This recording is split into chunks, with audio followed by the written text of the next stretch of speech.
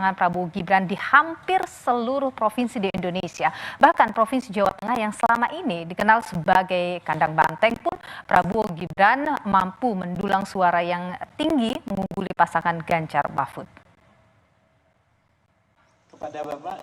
Hasil hitung cepat Pilpres 2024 mencatat pasangan calon presiden dan wakil presiden Prabowo Subianto, Gibran Rakabuming Raka meraup suara unggul hampir di seluruh provinsi di Indonesia. Pilpres kali ini Prabowo Gibran bahkan mampu mencuri suara di Jawa Tengah yang selama ini dikenal sebagai kandang banteng, yaitu basis tradisional Partai Demokrasi Indonesia Perjuangan. Dari hasil hitung cepat SMRC, wilayah Jawa Barat, Prabowo memperoleh angka 57,95%.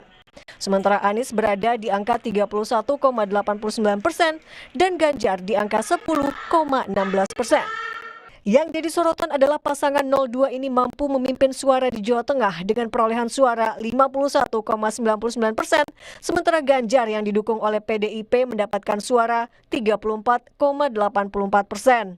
Hasil ini tentu mengejutkan, karena selain Jawa Tengah merupakan kandang banteng, Ganjar sendiri pernah menjabat Gubernur Jawa Tengah selama 2 periode.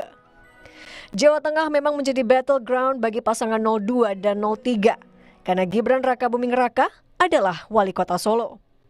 Ketua DPC PDI Perjuangan Kota Solo, FX Hadi Rudiatmo memberikan respons terkait unggulnya pasangan Prabowo Gibran di Solo.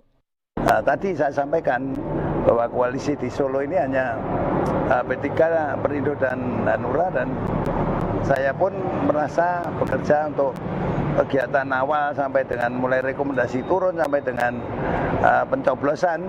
Itu pun saksi-saksi juga hanya bisa disiapkan dari PDI Perjuangan.